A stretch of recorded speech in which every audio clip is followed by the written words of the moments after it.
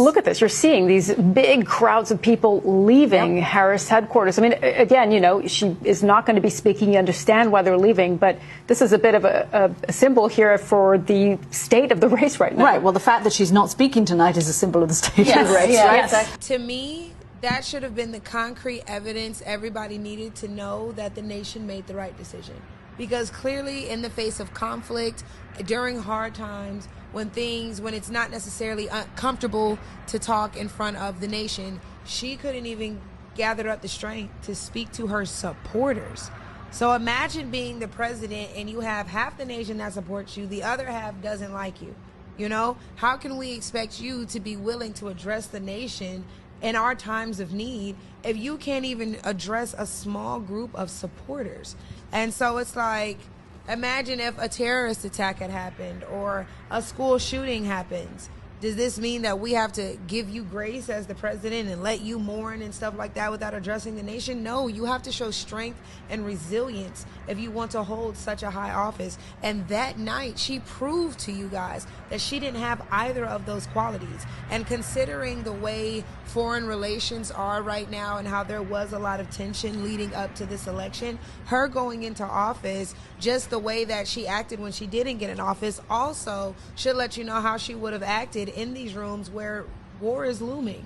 And so how are you going to meet with a leader that's ready to wipe us off the face of the planet because and you're nervous, you know, or you don't feel ready, or this is just so scary? Like, you can't do stuff like that. But I was frustrated by her inability to really succinctly answer questions at times, Jen, and to kind of, like, if she was asked about changing the Supreme Court at that CNN town hall, she had an opportunity to talk about ethics and what, you know, Alito and Clarence Thomas were doing, and she answered like in one sentence and then like went on to something that had nothing to do with the question. You know, people notice that, and it's like, answer the goddamn question, please. You know, as a black man, I'm proud of my people. I'm proud of what we have done.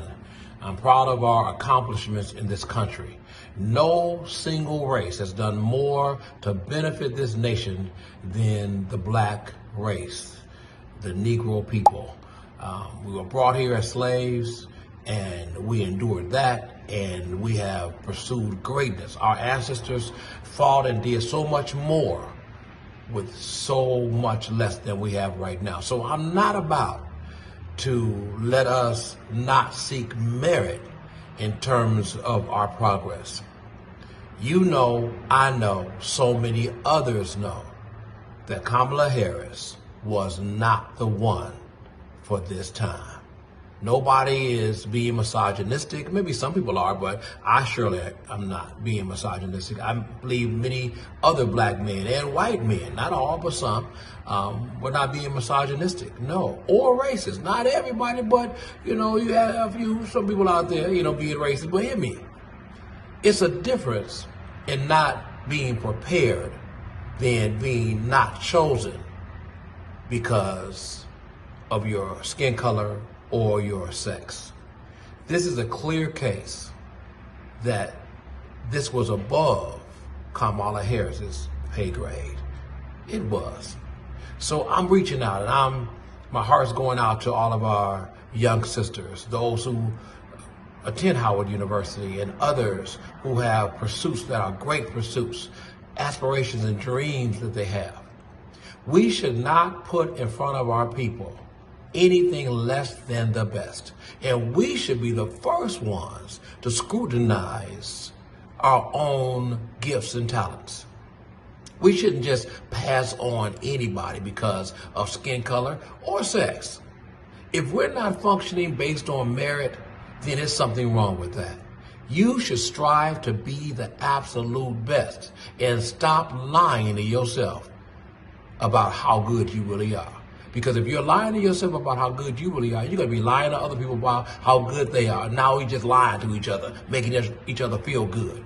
We got to get away from that, you all. My grandparents, my mom, my dad taught us that we need to be 3 and 4 times as good as everybody else. I don't want to see an athlete playing a game that hasn't strived to be the best at it. We got to stop promoting people beyond where they should be and then get mad when they don't do the job. Come on, family. You already know. Nobody has to tell you. It's a good feeling to see one of your own achieve something great. But we can't put no third grader in 8th grade unless they have achieved it by merit. Because I want to be a billionaire today. I can't walk in a bank and ask them for $1 billion. I could aspire to it, but I can't go and ask for $1 billion because I didn't do it. I didn't earn it. I didn't achieve it.